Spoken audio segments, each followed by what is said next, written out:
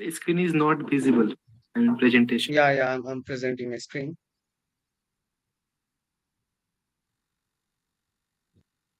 Yeah, is it visible now? Great. Yes, and Okay, so we will begin with new criticism and reader response. Now, other theories, especially after the post-World War, you will find those theories very typical, hard to understand, hard to decipher the language. If you will read, I mean, 2, 3 pages of Derrida, you will never want to read him again. That is the scenario. But the theories before that, before 1950s, new criticism, reader response is also there after this post-World War theory. But new criticism is before 1950s. But the new criticism is somehow associated with reader response. Okay, because you see in the new criticism, they gave priority to reading the close textual difference. Okay, you read the text only without going into the author's biography or the history of that age. And reader response will say or debunk the theories of new criticism by saying that new critics, although they have removed history and everything else, but this close textual difference, they talked about only close textual difference and no reader. What is the role of reader then? Okay, so they somehow also neglected the role of reader. So reader response will emphasize the role of reader, which you can also see in the very famous work, The Death of the Author. What Barth is saying, Rolla Barth, that the death of the author is at the cost of the birth of the reader. Same thing will say Michel Foucault in his seminal essay, um, the what is an author. Okay, what is an author? He will talk about how the idea of authorship and author came into being. Although, I mean, see, what is the difference between death of the author and what is an author is that death of the author is a very short essay written by Rolla Barthes without much or further explanation. On the other hand, Michel Foucault, when he wrote What is an Author, he gave you a good piece of detail. Okay, we know that Foucault, whenever he will write, he will trace the history of that particular thing, of particular topic he is covering. And here, when he's talking about author, he's going back in history, tracing everything, and then it's a long essay. So that's how things started to change, and we started to put emphasis upon the reader rather than the author. So T.S. Eliot, I mean, he is considered to be one of the founding figure of new criticism because of his work, tradition, and individual talent, where he talk about, uh, I mean, how tradition and individual talent both should work in order to get the thorough idea, or if you want to become a good poet or a good novelist or whatever, good author, if you want to become such author, then the tradition you have to take care of the tradition also, and also your individual talent. You cannot always use your individual talent, because only when I read Homer, Shelley, Keats, then I started to write my own poem. Okay, it's not that in a void, without knowing anything about literature, I started writing poem. So every individual talent has an echo of the dead author in it, isn't it? Suppose I'm writing a poem, somehow I will use some reference, let's say from Oedipus Rex or from Keats' poem or Coleridge's poem. So this is how he said, and then he started to shift his point of view to the reader actually somehow. Okay, indirectly, not very clearly at that time. So what he said is that honest criticism and sensitive appreciation is directed not upon the poet but upon the poetry. When you are judging a poet and you are trying to criticize him, that means you have a personal problem with that particular poet. That's why you are trying to make fun of him. So honest criticism will be always towards the poetry and not upon the poet. This happened a lot during the Romantic age. When people started, the magazine fellow, they started to criticize each other. There was a war going on. This also happened during the Jacobean age when the war of theatre was going on. So those were not honest criticism. Okay. Besides, Eliot was a classicist. Okay. He debunked the all the ideas related to Victorian age and Romantic age. He said that those are the very, I mean, objective thing. Sorry, they are talking about the subjective thing, personal feeling. So he believed in the objectivity. Eliot believed in the objectivity and not the subjectivity. That's why he said that a poet always should be impersonal. Okay, theory of impersonality, if you remember. Impersonal means unbiased without taking side of anyone. He should he should not completely lose into the emotion. Instead, he should escape from the emotion. This is what he will say. Okay. So that's how, new criticism actually begin. When you become objective, you clearly look into the text instead of talking about the author, his age, his historical background. So William Emerson, I.A. Richard, and Kenneth Brooks, they are from the American school of new criticism. And then we have F.R. Lewis, J.C. Ransom. They are from the British new critical school. Okay. British School of New Criticism. So T.S. Eliot, William Emerson, I.A. Richards, Kenneth Brooks, F.R. Lewis, Alan Tate, Wimsatt and Birdsley, R.P. Blackmore, J.C. Ransom, who coined this term, new criticism. Now, in tradition and individual talent, as I have pointed out, Eliot attempts to cope with the isolation of the artist resulting from the early 20th century's massive repudiation of the past, a repudiation that severed man's intellectual and spiritual roots. Eliot's reaction against romanticism, like I have said, that he didn't like romanticism, romantic poet at all, is related to the fact that romanticism celebrates the artist in isolation. They talk about the subjective feeling. Poet, let's say, for example, Wordsworth went to that Wye River and he was there alone, isolated, and he started to think something about, and then he wrote this poem, Tintern Abbey. So it's all his personal feeling and desire. It has nothing to do with the common mass. Although Wordsworth is saying that poets should use a language which is used by the common man, common people. But he is not actually doing that. Eliot's notion, although, yeah, obviously, from the neoclassical age, Wordsworth writing is bit easier. Okay, it's more somehow accessible to the common masses when you will compare it with the neoclassical age and its language. Eliot's notion that modern poetry should be complex derives in part from his attempt to overcome his isolation from his reader by forcing them to become involved as collaborators in his poetry. For Eliot, when you make a poem very complex, the reader will actively engage, trying to decipher the meaning. When it is easy, they will understand everything easily. They will not engross into it. But once the modern age poetry, for example, the wasteland, you will hardly understand. You will try to understand that from where this quotation has been taken. From where, it's like bit and pieces thrown here and there. You need to somehow accumulate it. Okay, that's how things are. So, reader somehow become active. See the emphasis on reader. This will be further used by reader response critique, and also new critics always used his idea of objectivity and also objective correlativity. He suggests that a text is self-sufficient object at the same time a construct collaboratively achieved by a reader. His account of the way a poet's mind works by unifying disparate phenomena is consistent with his dialectical imagination, as is his account of literary history. Now we will come to the F.R. Lewis. F.R. Lewis, one of the practitioner of, he was writing during this modern age, and along with his wife, he started a scrutiny, a journal. So his few works are important, but then our focus is not on him in particular. So F.R. Lewis was obviously a British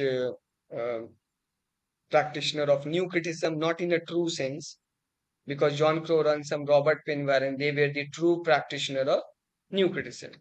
So F.R. Lewis was an influential British literary critic of the early to mid 20th century. He taught for much of his career at Downing College, Cambridge. One of the most influential figure in 20th century English literary criticism, Lewis introduced a seriousness into English studies. He insisted that evaluation was the principal concern of criticism and that it must ensure that English literature should be a living reality, operating as an informing spirit in the society. So he tried to revive the criticism actually. The dying type of criticism is there during that time, during the modern age. He tried to revive it by opening journals. He also will talk about those three authors in his book. There's this very famous work, I'm forgetting right now the name. Yeah, The Great Tradition. Okay, The Great Tradition, in which he will talk about the Jane Austen, George Eliot, Henry James, and Joseph Conrad. Okay, he will talk about them. That these authors belong to his great tradition. Jane Austen, George Eliot, Henry James, Joseph Conrad. He also wrote this work, Two Cultures, The Significance of C.P. Snow at Doing College. This is an essay. Uh, and he also excluded from this great tradition work, very famous work by F.R. Lewis, he excluded Charlotte Bronte and Anthony Trollope. Why he removed? Because he said that there is a their lack of appreciation towards Austen. Because Charlotte Bronte and Anthony Trollope, they never appreciated Jane Austen. That's why he removed them from the great tradition. Okay. He said that greatness comes from comparing the works with others' work. Okay. Compare the works of Jane Austen, George Eliot, Henry James, and Joseph Conrad to other authors. Only then you will be able to understand the greatness of the other authors. Okay. These are his thought. I have already sent you PDF. These things are written there. New criticism. I have just sent just before this class. He also wrote this essay, The Common Pursuit, in which he acknowledges T.S. Eliot. Okay. The Common Pursuit, written by F.R. Davis. Now, before I move there, just open this PDF that I have sent you. You have opened it because before moving to reader response, I will talk about new criticism.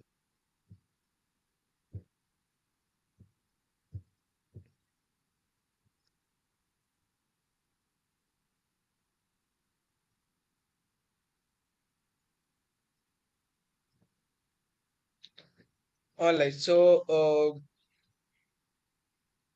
now new criticism, as I have told you, that it focuses on text without considering the author's life, objective view, obviously. The group emerged in America as well as in Britain. They judge the word of the text, okay, instead of the history. Now, J.E. Spingham, okay, J.E. Spingham, he used the term new criticism during a lecture. He just used it during a lecture, J.E. Spingham. Then J.C. Ransom, John Crow Ransom, he coined the term new criticism because he titled one of his book as New Criticism. Okay, J.C. Ransom, he actually coined this term, new criticism. 1941, he wrote this book in 1941.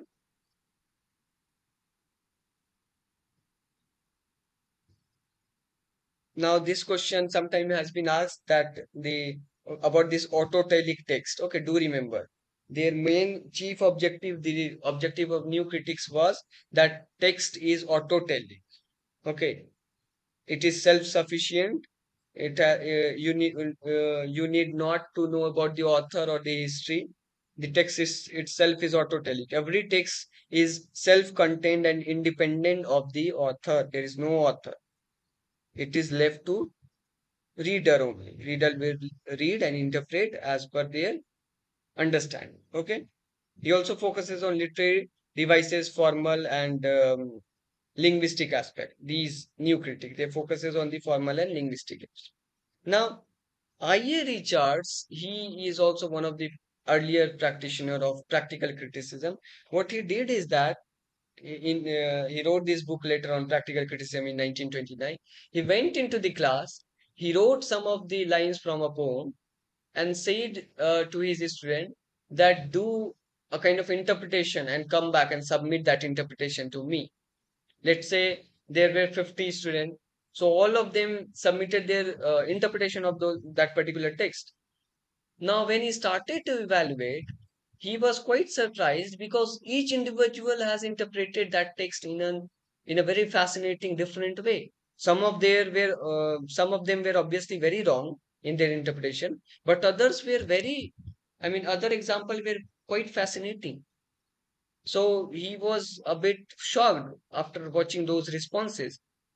Only then he started this practical criticism, a new way of looking at the criticism instead of following the old traditional criticism where people used to know about the biography of the author, his personal life, and then used to do criticism or write criticism. I.A. Richards came up with this idea of practical criticism where he analyzed that even if an author is known but the reader has not read the text of that particular author, and you will give them just the text and do not tell him about the author, they will interpret that text in a completely new way.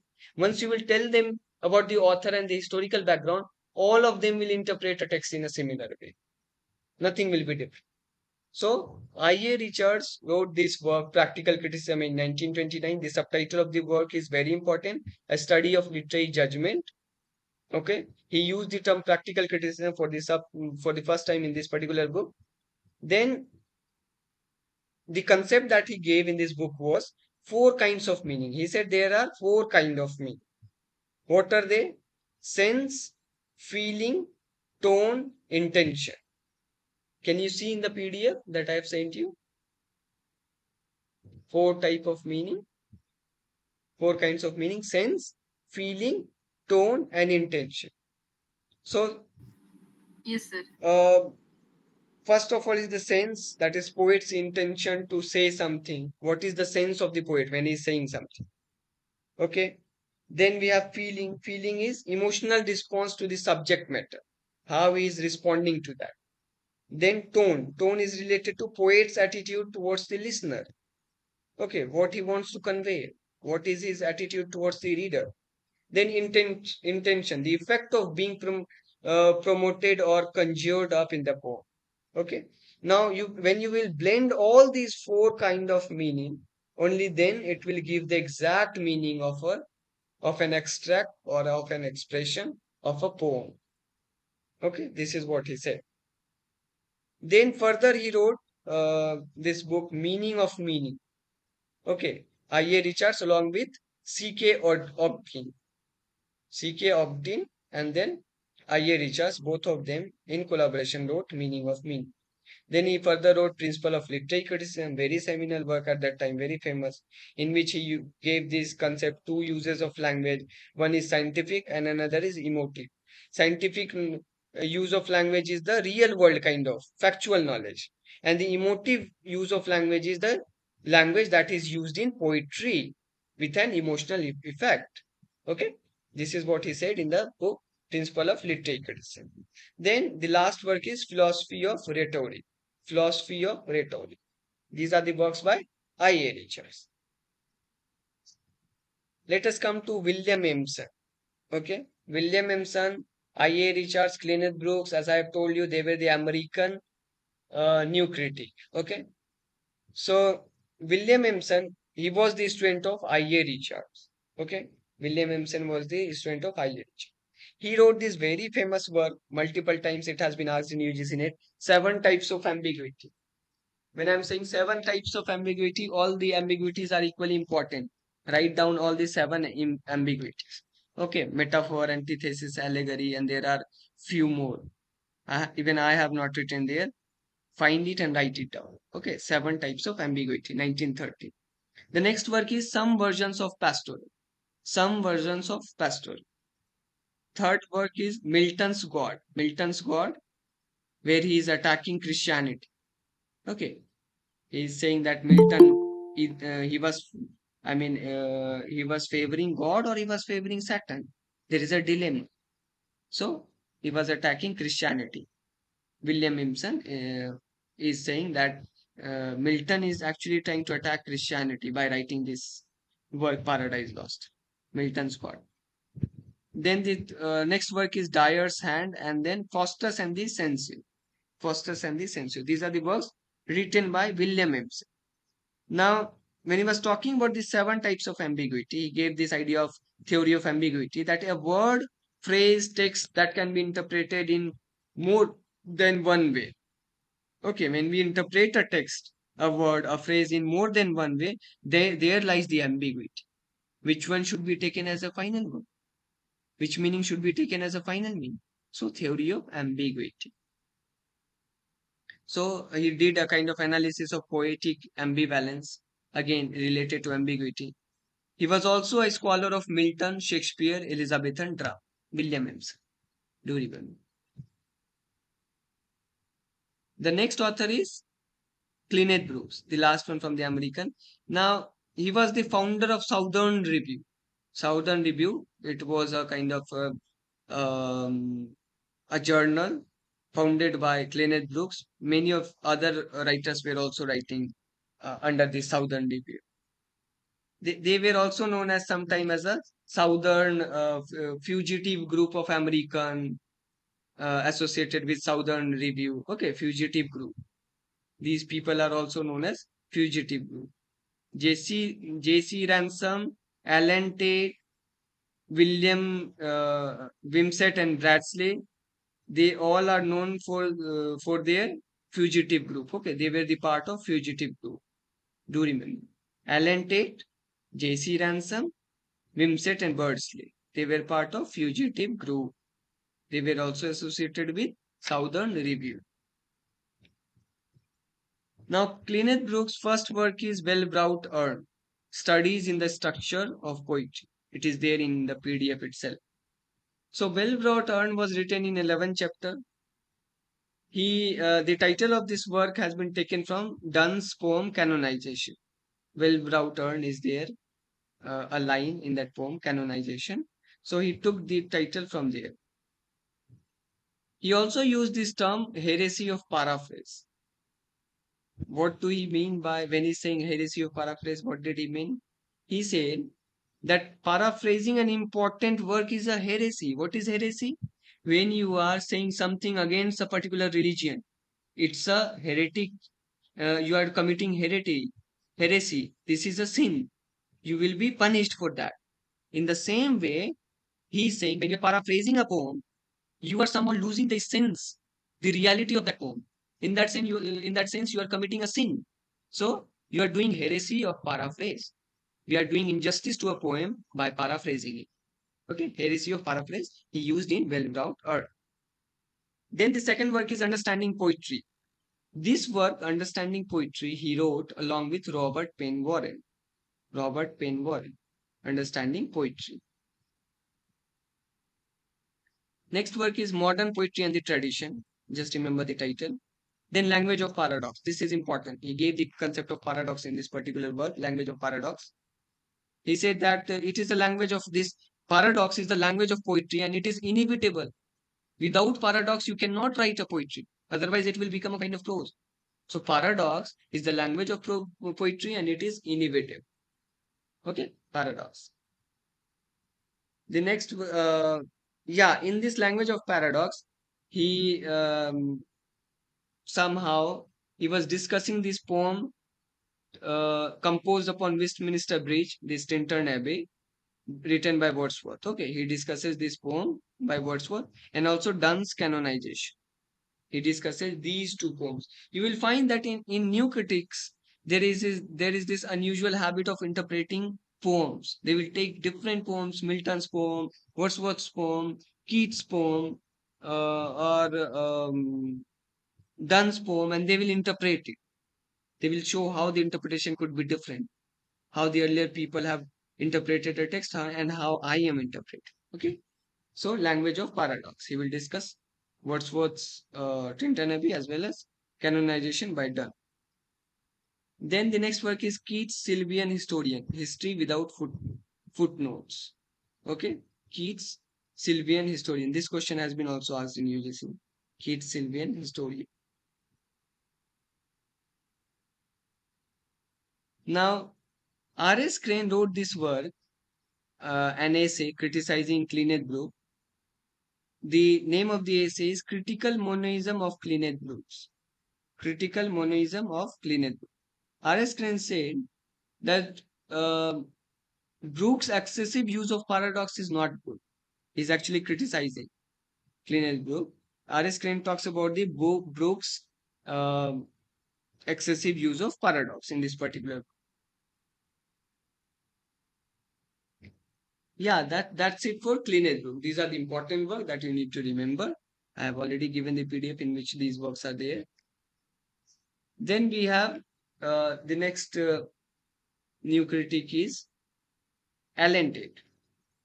So Alan Tate, he was very much influenced by T.S. Eliot, belonging to this fugitive group.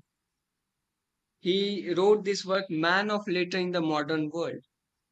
Man of Letters in the Modern World. Then he wrote On the Limits of Poetry. On the Limits of Poetry. Then Reason in Madness. Reason in Madness. Man of Letters in the Modern World is important.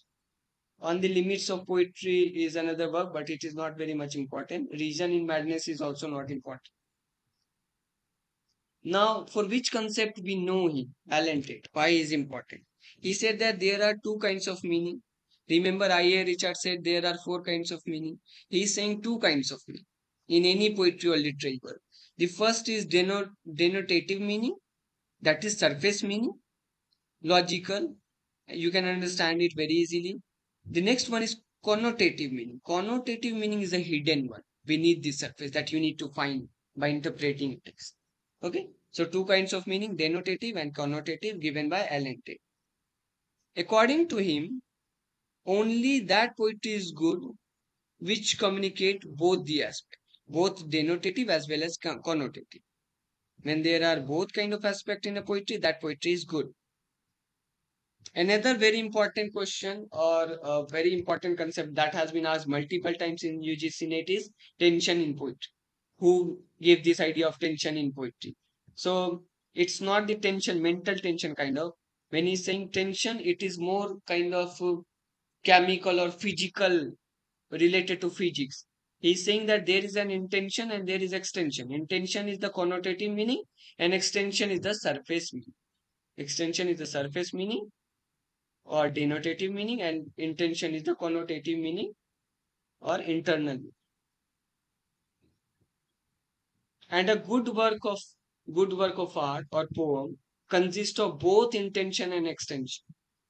The tension between both intention and extension makes a poetry good, according to Alan.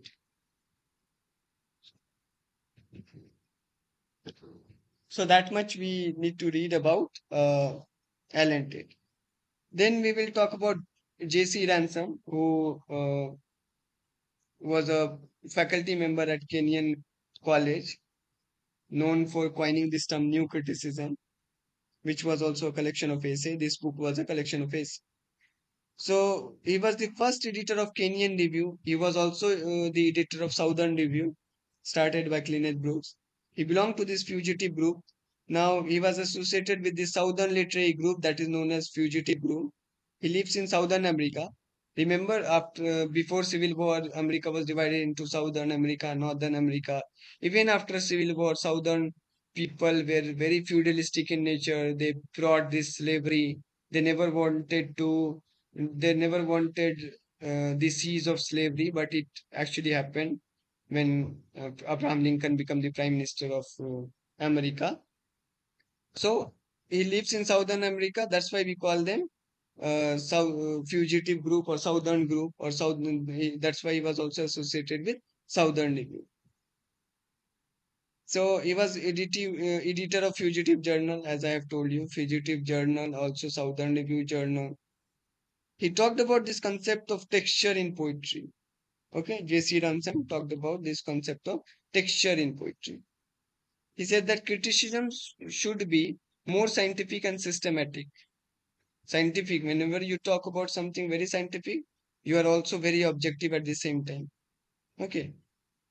He is also known for ontological criticism. He begins this idea of systematic or hierarchical study, which is also said to be ontological criticism. Now, what are the works, important works written by J.C. Ransom? First one is Volume of Poetry. poems about God.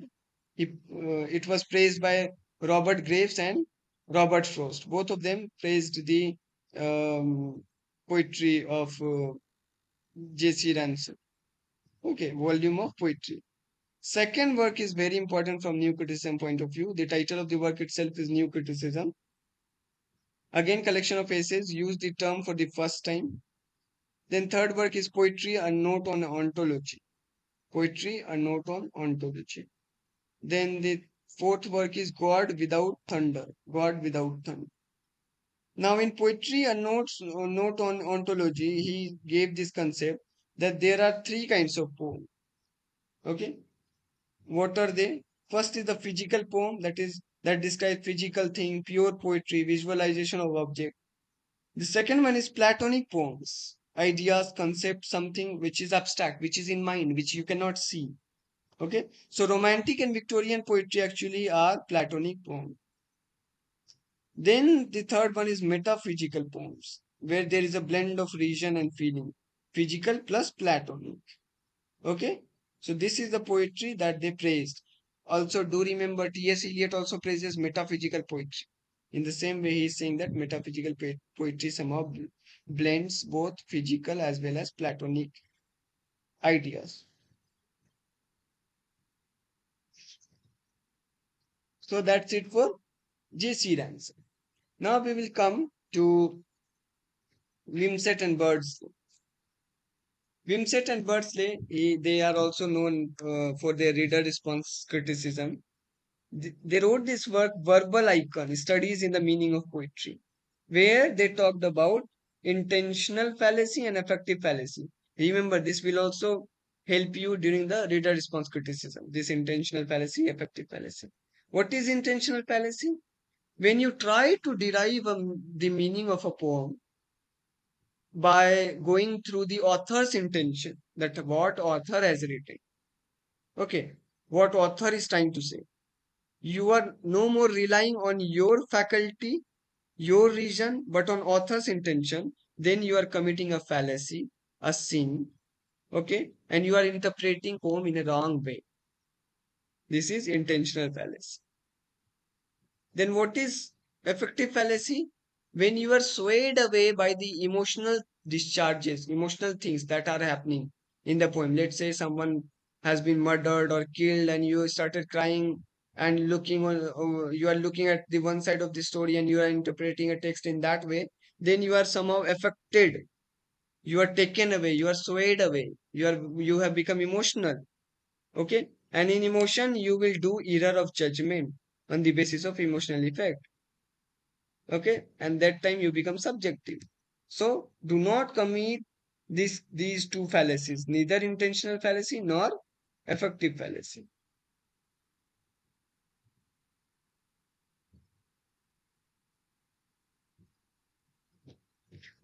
Then we have RP Blackmore um wrote a work, A Critic's Jobs of Work. A Critic's Jobs of Work, where he's saying that how a critic should approach a text, how a critic should read a text. A text is autonomous whole. A true critic objectively judge a text without being subjective. He also wrote The Lion and the Honeycomb, 1955. The Lion and the Honeycomb. Language as Gesture is another work written by R.P. Black. So R.P. Blackmore is known for these three works: A Critic's Jobs of Work, The Lion and the Honeycomb, Language as Gesture.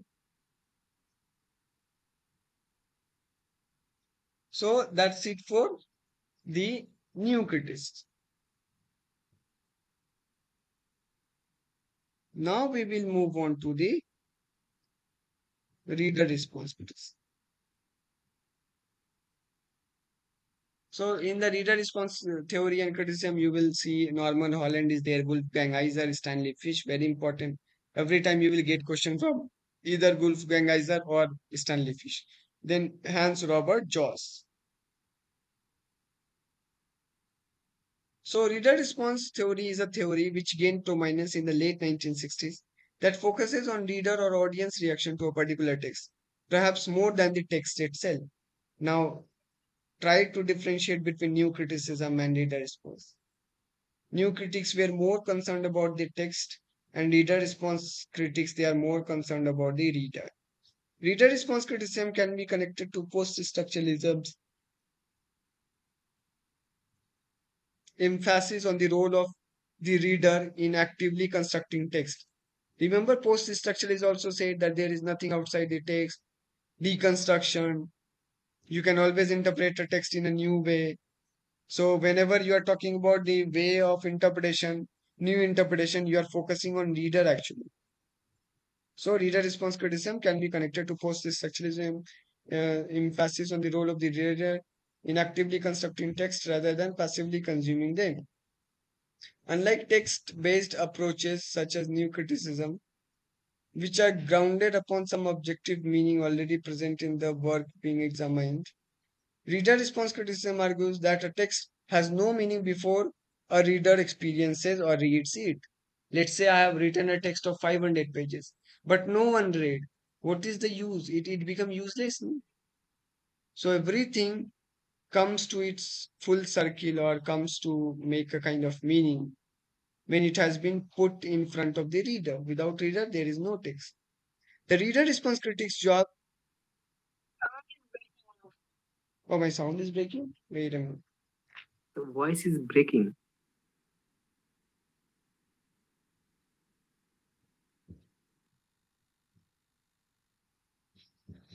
MHRD.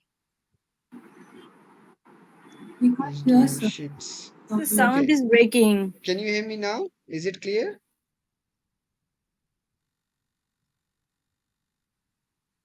Can you hear me now?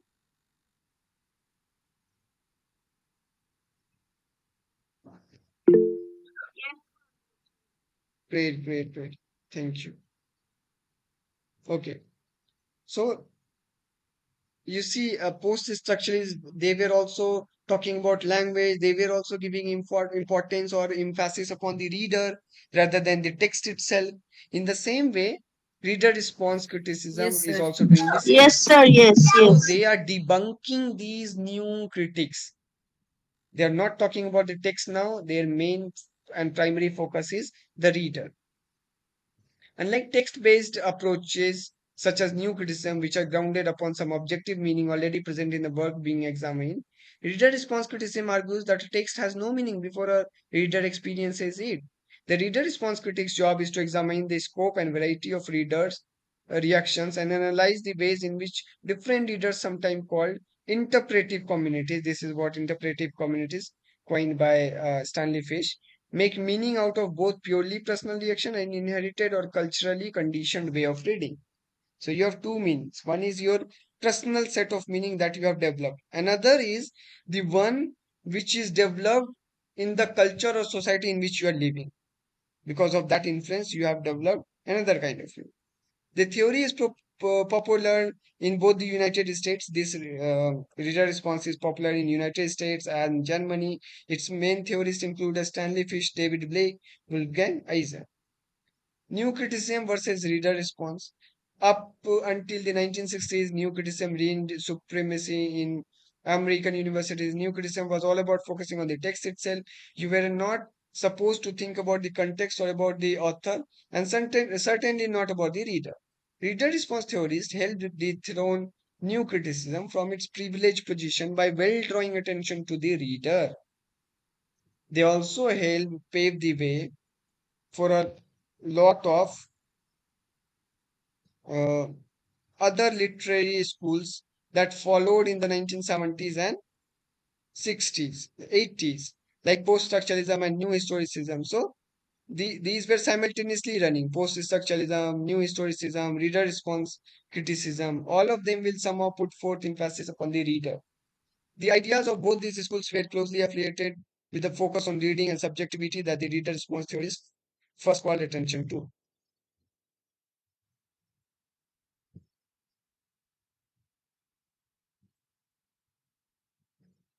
Now, what were the the keywords used by reader response theories and critics? They said that reader is at the center. Okay, we are no more concerned about the text at the center. We are no more concerned about the man at the center. We are concerned about the reader. Okay, so you want us to explain to you what a reader is. All right, all right. This is a reader response theory after all. The readers, that person who sits in the library for hours and hours reading literary works. More importantly, the reader is someone who interprets a literary text. As easy, as simple as that. Someone who is interpreting a text is the reader. Okay. The next thing is response. Each individual responses to a particular question in a different way. Let's say if I will ask you a question, which is not factual question, it is based upon the interpretation or emotional kind of response. I will get five different kind of interpretation from you, five kind of responses. Okay, so this is what we call response. Then the third keyword is that of implied reader. According to the theorist Wolfgang Iser, each literary work has an implied reader. Okay, an implied reader will understand a text fully. Okay, uh, but then the such kind of, he said that there are two kind of readers: implied reader as well as ideal reader. Ideal reader doesn't exist in reality, because you cannot take it for granted that a reader will understand anything and everything that you have tried to convey to them. This is not possible. It is impossible that a particular reader will understand everything that a author wanted him to understand. Author wanted him to understand. So this is not possible. So there, this idea will collapse. The idea of ideal reader. Okay, implied reader. I have written it somewhere. Just a minute.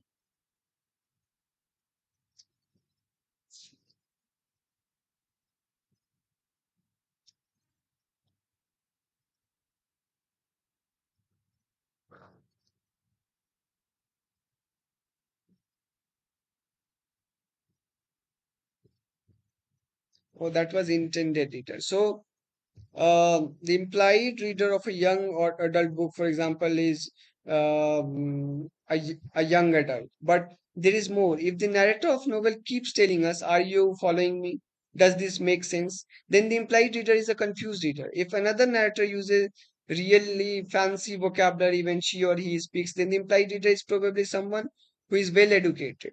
Okay, so implied reader is the reader who understands the text according to the context. The context are changing, and you take it for granted that this reader is actually understanding whatever I'm telling. Okay. Then the effective stylistic, a term that has been used by Stanley Fish in his work Surprised by Sin. Okay, Surprised by Sin.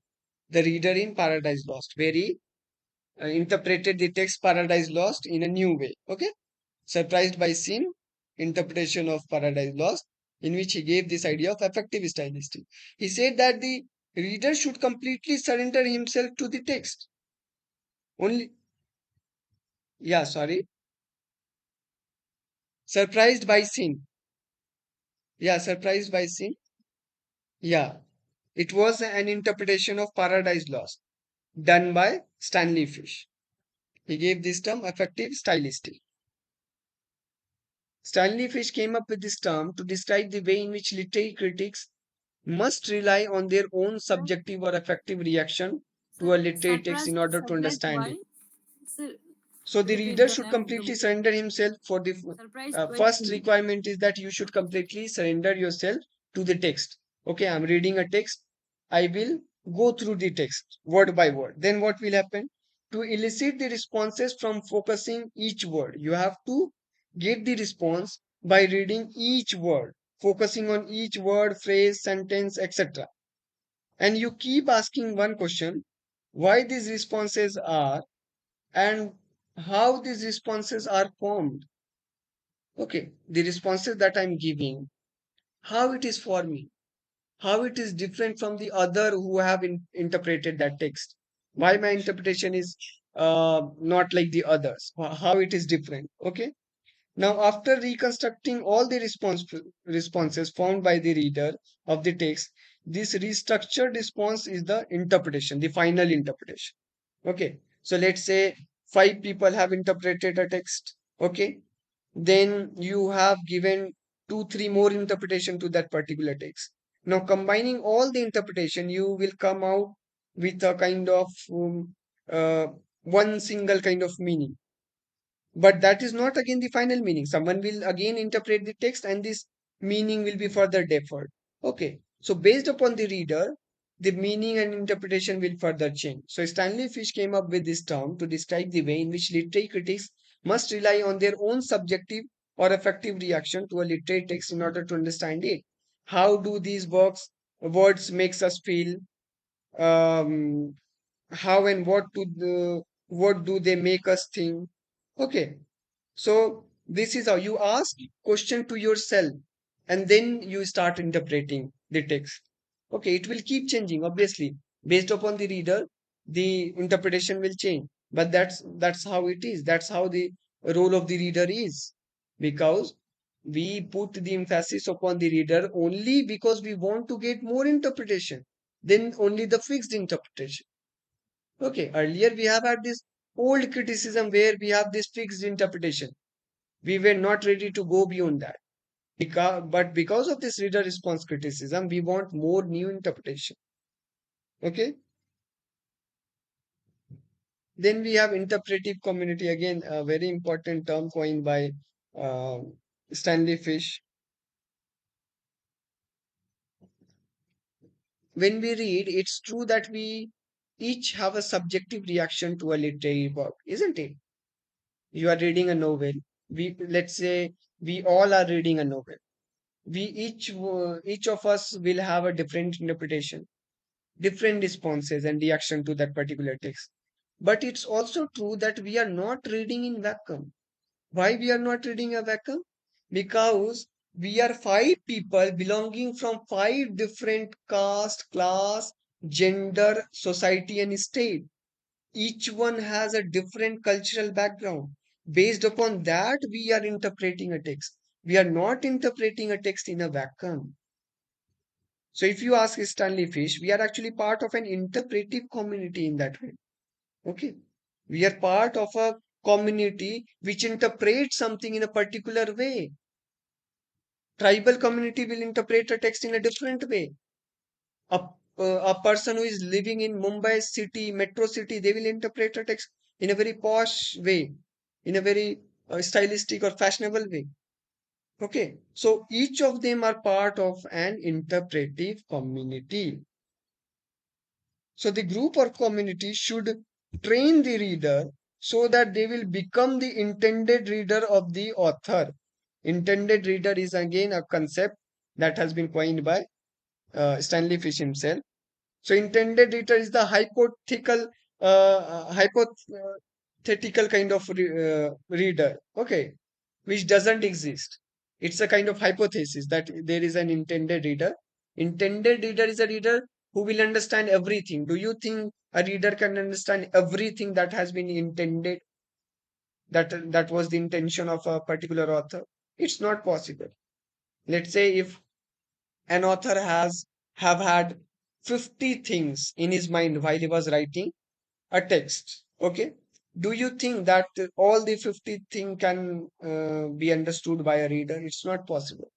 So intended readers are kind of hypothetical reader who doesn't exist in reality. But then whatever we understand in our limitation is formed somehow because we live in a kind of interpretive community. Okay. And one reader may belong to multiple interpretive community based upon the places we are switching to. For example, I was living in Bihar initially, then I went to Calcutta. Right now I am in Hyderabad. So my interpretive community is changing again and again. Based upon that, I am interpreting a text. Okay. So this is all about interpretive community. So we talked about effective stylistic, intended reader, and then interpretive community. All of these are associated with Stanley Fish. Do remember. So officially reader response theory got into in the late 1960s when a group of critics including Stanley Fish, Wolfgang Iser, Norman Holland started asking questions about how a reader's response to a literary text actually creates that literary text. But the real roots of the reader response theory can be traced further back to 1938. That's the year that Literature as Exploration, it is a book by Louis Rosenblatt, was published. In this book, Rosenblatt deals at length with how the reader's response to a text. So, see, in 1938, remember, structuralism has its root in the work of Ferdinand de Saussure, whose work has been compiled back in 1916. But the structuralism as a movement started in 1960s. In the same way, although reader response criticism has its root in almost in 1940s, its beginning can be traced in 1960s. From there it begins, 1960s and 70s. So some work all of a sudden gives a kind of a spark, and that's how a criticism begins.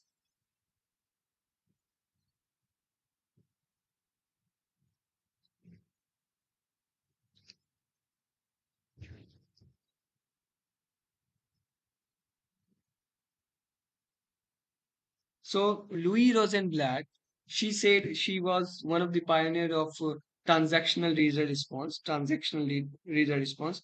She has not neglected reader and text. She said that reader co-creates a text while reading a text. Okay, he is the co-creator along with the author. Writer creates a text, but reader co-create a text with a new meaning.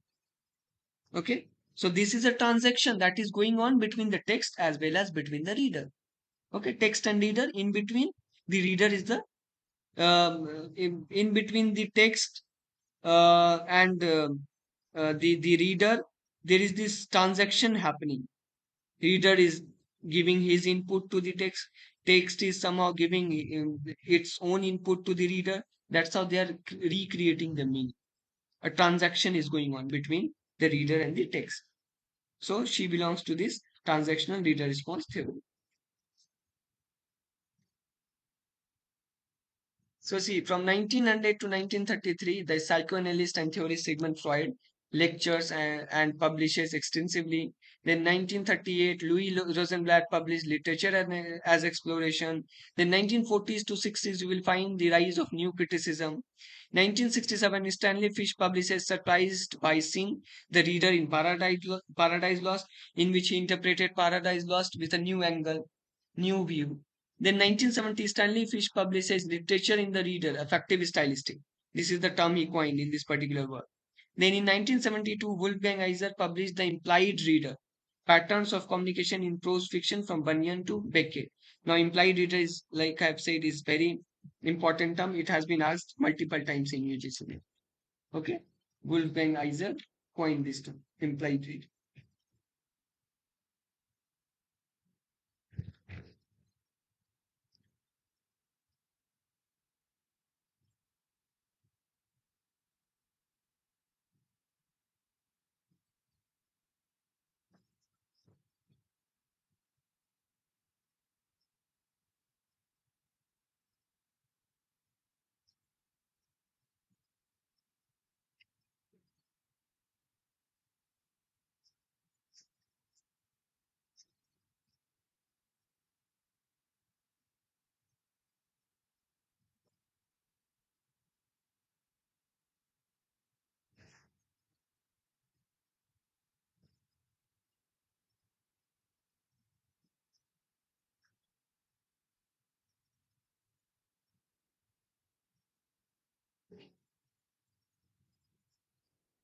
1975, Norman Holland publishes The Nature of Literary. Okay, Norman Holland, another reader response critic. He is associated with reader response, especially the this subjective kind of criticism. He is actually the pioneer in that. So he wrote this work, The Nature of Literary. He also gave this idea of deft, DEFT, depth. He said that to identify the theme, there are four steps. Okay, depth, DEFT. Those four stages are depth. First one is D for defense. Okay, F for fantasy, and uh, sorry, there are three stages. First one is defense. Second is fantasy. Third is transformation. Okay, E has nothing to do here. He just coined this term deft, DEFT, but DFT will be count. Okay, so D is defense, F is fantasy, T is transformation. Okay, this is the term coined by Norman Hornet.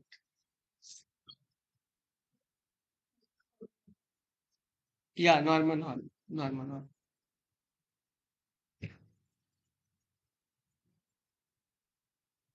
DFT.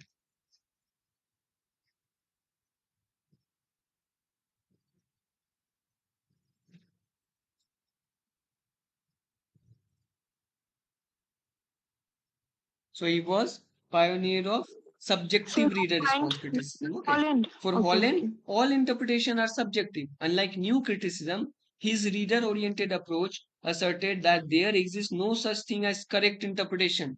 All interpretation are subjective, and we interpret in different way.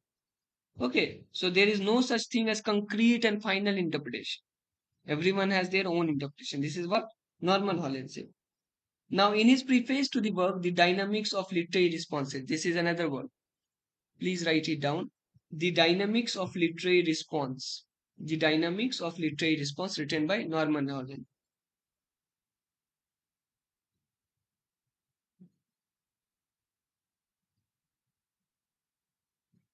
In the Dynamics of Literary Response, he will say that literature is an experience. The more you will read, the more experience you will gain, and then the more subjective you will become. You will come up with your own different kind of interpretation. Okay. The Dynamics of Literary Response, The Nature of Literary. These are the works written by Norman Holland. Then in 1978, Wolfgang Iser will publish The Act of Reading, A Theory of Aesthetic Response. The Act of Reading, A Theory of Aesthetic Response. In this follow-up to the implied reader, remember this, that was the initial work written by Wolfgang Iser. So he will follow it up with the act of reading. Wolfgang shows us how meaning is to be found in the act of reading rather than in just the text itself. Act of reading is equally important for a reader rather than just the text. Then David Blake, he is also one of the practitioner of subjective reader response criticism.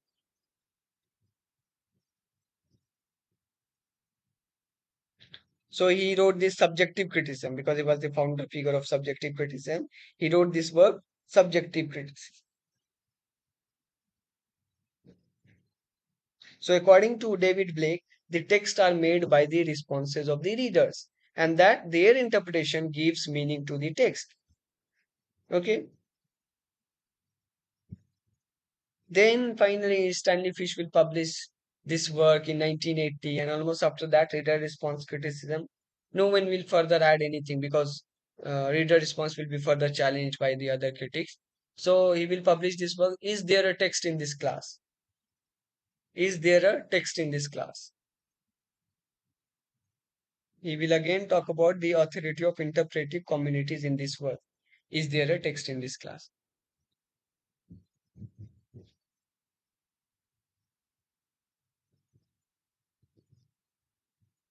So these are all the important works. See, I was talking about,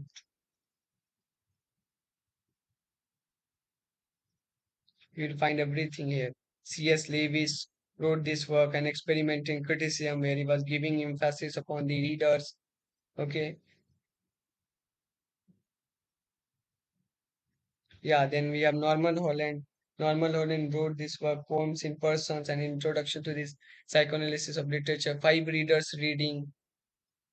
I have also told other works, so make a compilation of all these works. Title of the works are important. Although their favorite and TS favorite is always Wolfgang Iser and Stanley Fish. They mostly ask from these two authors.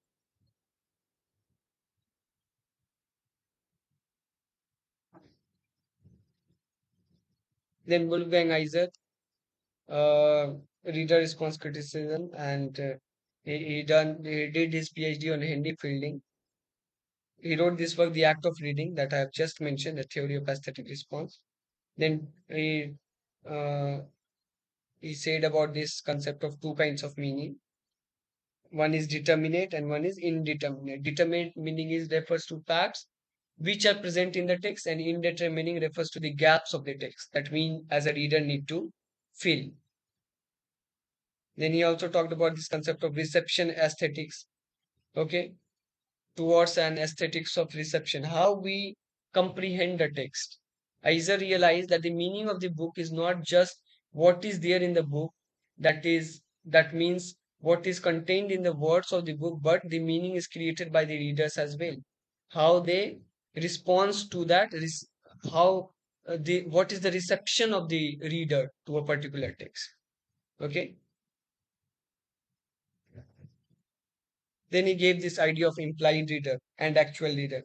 Implied reader, it is a hypothetical kind of reader, which an author, while whenever an author is writing a text, he take it for granted that my reader is understanding everything I'm telling, but he is not actually. So that kind of reader is implied reader, and hypothetical, which is a kind of hypothetical reader. And the actual reader is the reader who understands text actually, really. Okay.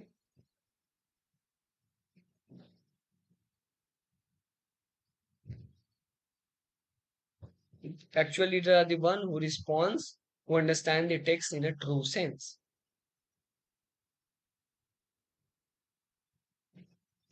Interpretive communities given by Stanley Fish.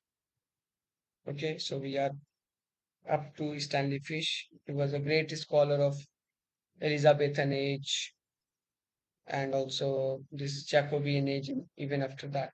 So he gave this idea of interpretive communities in his book itself. Then he wrote, "Is there a text in this class?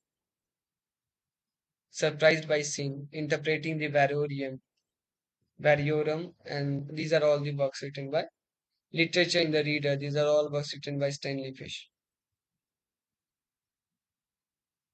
Then Hans Robert Joss was a German theorist associated to reader response theory. He is known for coining the term horizon of expectation. Okay, horizon of expectation is a term coined by Hans Robert Joss. Do remember this question has been asked, I guess, in the GATE examination. He wrote this work. Sorry.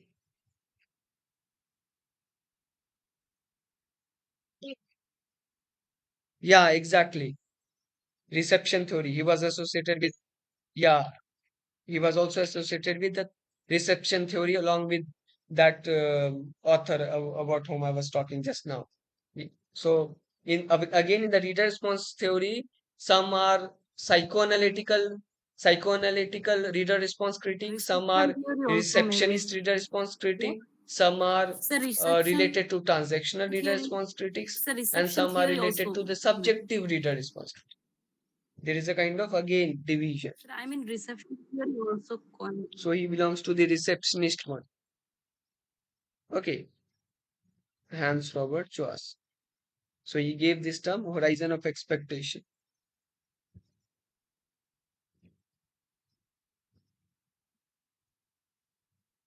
So in this particular work, he will say, I mean, when he is talking about horizon of expectation, that reception, perception, recognition of a particular text depends upon the culture of a particular period. For instance, when your knowledge is limited to two books, you will be able to understand things which are somehow related to that the language of those two books only. Your horizon will widen only when you will read other books.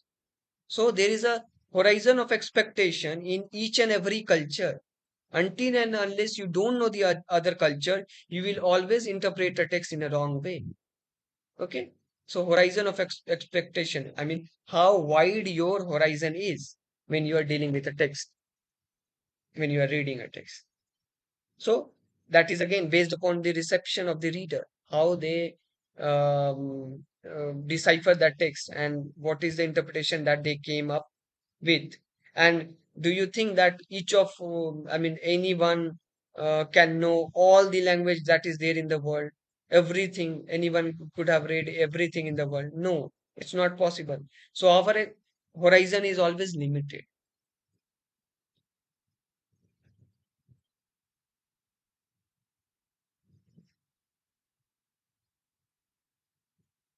So this is horizon of expectation.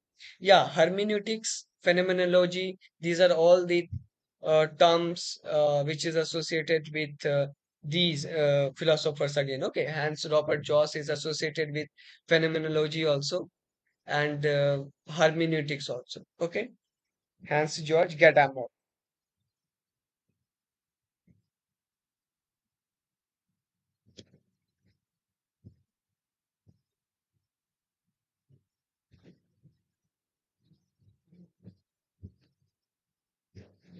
And yeah, if you have written down something about Wolfgang Iser, do note one more thing. He talks about two poles, artistic pole and aesthetic pole. Okay, so they can ask you about this artistic pole and aesthetic pole.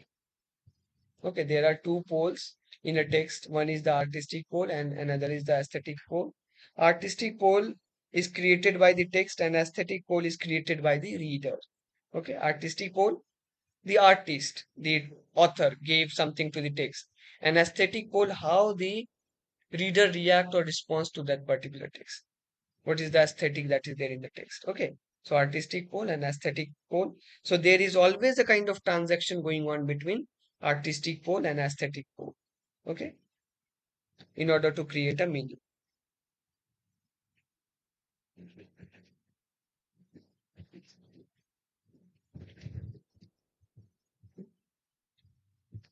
So this is all about reader response criticism.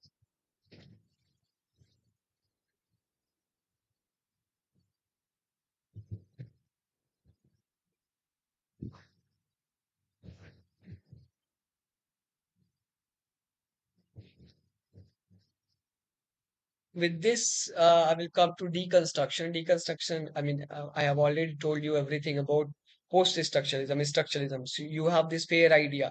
This is just the factual information that you need to note down. That's it. Deconstruction, you know that they will always try to interpret again because it is related to this reader response criticism. What the deconstructionist will say, they will deconstruct every text that there is no final meaning, there is an undisability, there is a play of play of word. Okay, there is a meaning which is not fixed. So in such a way, you can interpret a text in a multiple way. Okay, so this is how they will debunk all the theories and they will deconstruct everything. In that process, deconstruction, we can do the deconstruction of this term deconstruction itself also. So deconstruction is self-destructive in that way. If deconstruction can do the debunking of all the theories, we can use deconstruction in order to debunk deconstruction itself. So deconstruction itself is a kind of self-deceptive kind of term. Okay. So Yale critique associated with deconstruction were Geoffrey Hartman, J. Hillis Miller, and Harold Bloom. They were the Yale critique. Okay. Sometimes they ask in UGC NET who were the Yale critique. Okay. So Geoffrey Hartman, J. Hillis Miller, Harold Bloom.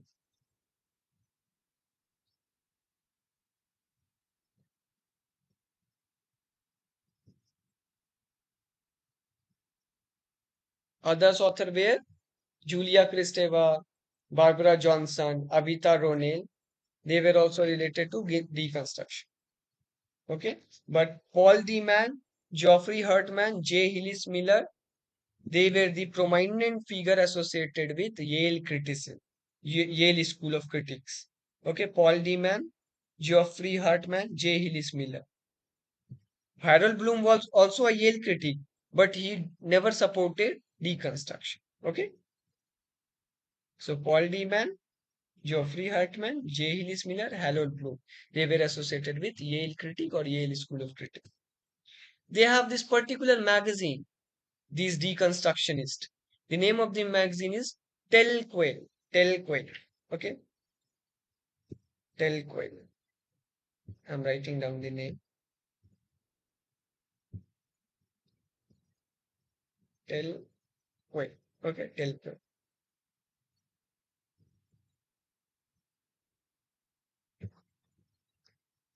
So deconstruction values nothing more highly than close reading, like that of new criticism.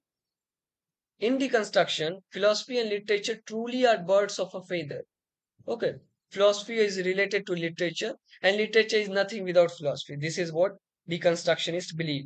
There is no telling them apart. Deconstructionists treat philosophers like authors and vice versa. Deconstructive criticism posits an undecidability of meaning for all texts. We cannot come to the final conclusion.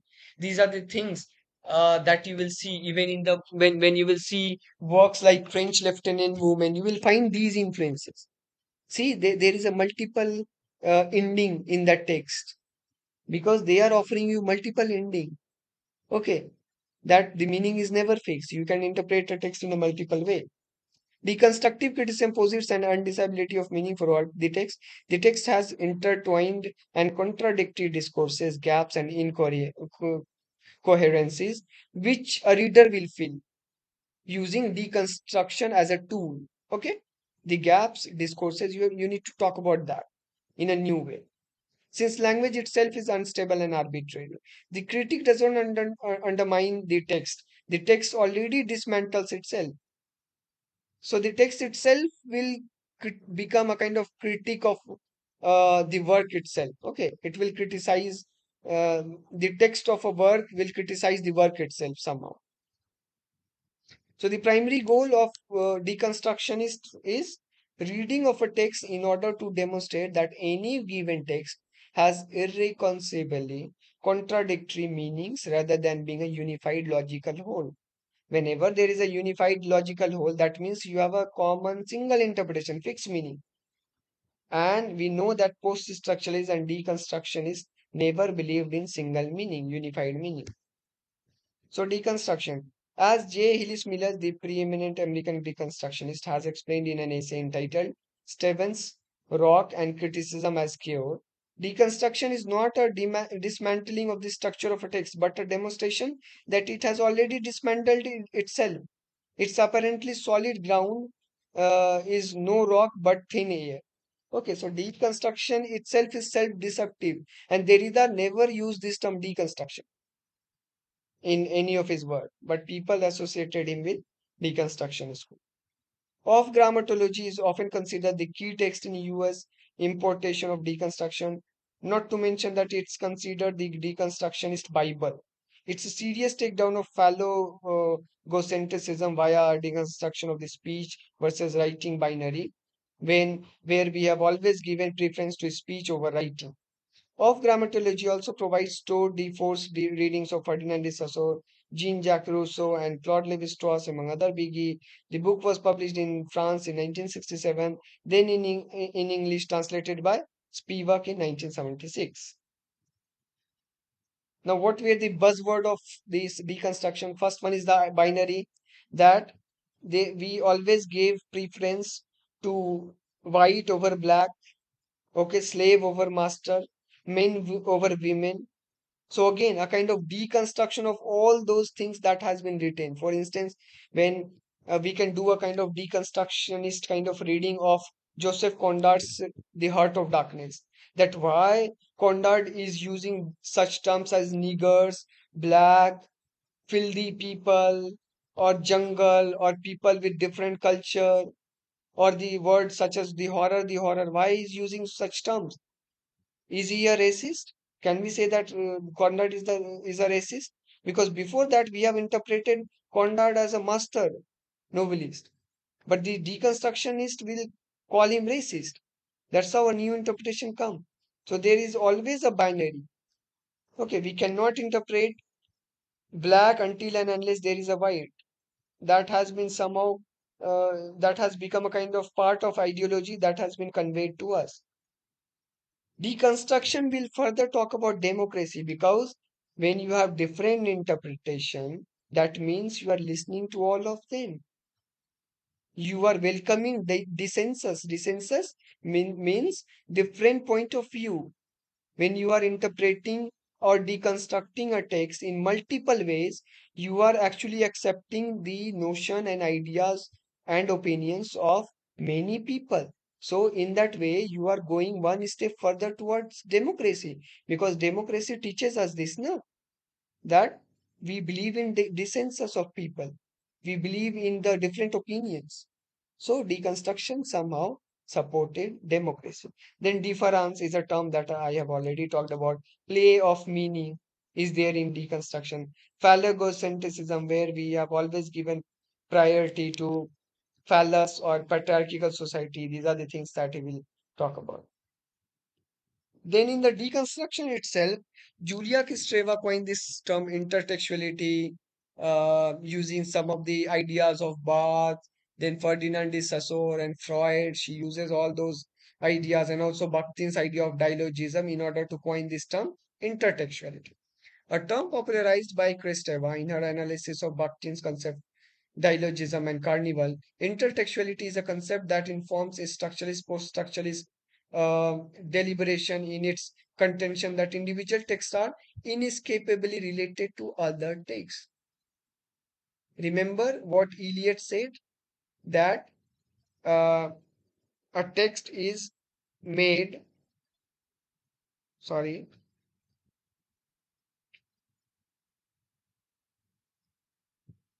yeah, can you see the text? My screen is visible. Yeah.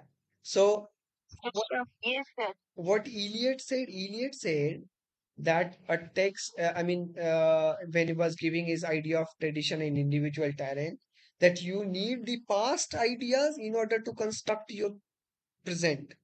If you want to show your individual talent, you need equally the writings of the past, some of the ideas from the past. In the same way, Kristeva is saying that a texts are inescapably related to other texts. Even if you say that my text is very unique, you are somehow indebted to some author. That's how you are referring to other author, other text. This is what we mean by intertextuality. When we have reference to multiple texts simultaneously. Okay, so the term is used to signify the multiple ways in which any one literary text is made up of other texts by means of its implicit or explicit allusions, citations, its repetitions and transformations of the formal and substantive features of earner texts, or simply its unavoidable participation in the common stock of linguistic and literary convention and procedures that are always already in a place. In Kristeva's formulation, any text is an intertext, the site of an intersection of numberless texts and existing only through its relation with other texts. Now, what are the other works written by Kristeva? Desires in Language, very important work. Collate, The Powers of Horror, Revolution in Poetic Language. These are all the works written by Kristeva. All the important works, do remember. Now, Desires in Language is important. Why? Because here in this work, she talked about two important concepts, symbolic aspect as well as semiotic aspect. Some symbolic aspect is also called as phenotext, and the semiotic aspect is where she used the term Cora. This question has been asked. Cora is associated with which critic? So it is Julia Kristeva who used this term Cora. So symbolic aspect or phenotext is the father's language. Okay, father's language. Let me write it down. So there is this symbolic aspect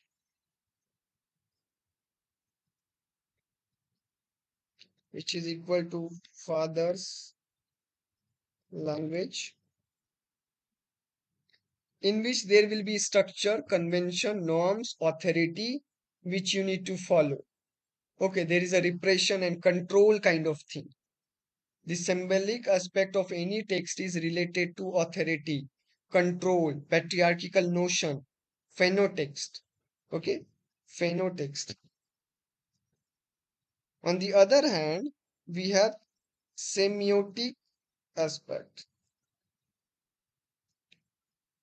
which is related to Cora.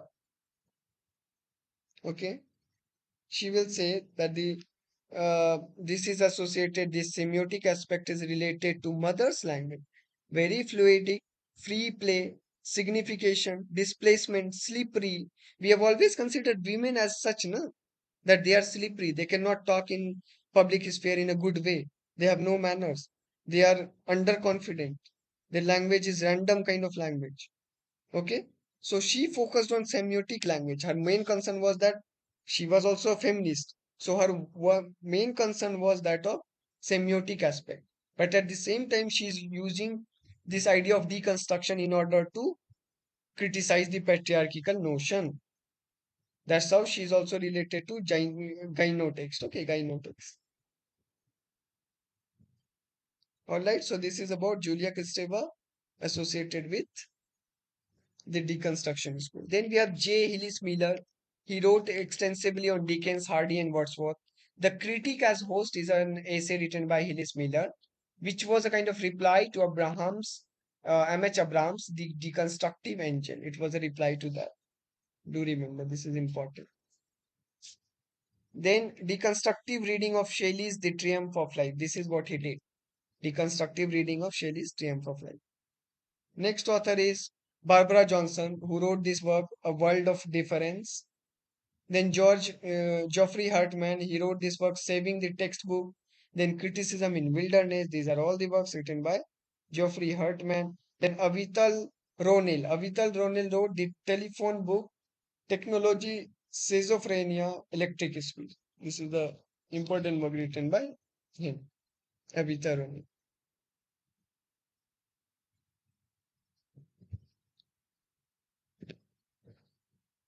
With that, we will come to the one of the important practitioner of deconstruction, that is Paul D. Mann. Now, Paul D. Mann actually he explored the term undisability by taking account of Keats' poem The Fall of the Hyperion. Okay, he further discussed this idea of undisability using Keats' poem by reinterpreting Keats' poem The Fall of the Hyperion. Okay, he reinterpreted the poem The Fall of the Hyperion written by Keats. He also wrote Pro-Fascist Journal in 1987. This is also known as D Man's Affair. Okay, because he was writing Pro-Fascist Journal in 1987. So this is what we call D Man's Affair. It was a kind of controversial thing that he was doing. He wrote this work, Anthropomorphism and Trope in Lyric. It is a work written in 1983. 1983. Okay. Then we have the rhetoric of romanticism. The rhetoric of romanticism.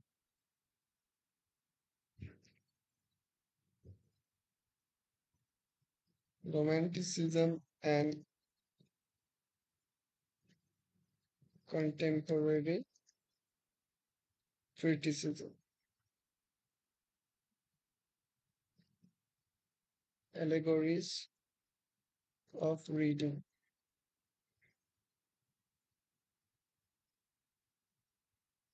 Now, in Allegories of Reading, he will do a close reading of the poems by Rilke, Proust, Nietzsche, and major works of Rousseau. This is what he will do in this book, Allegories of Reading. Blindness and Insight is another book written by him. Blindness and sorry, Insight. These are all the works written by Paul D. Mann. He is one of the important practitioner of deconstruction. Okay.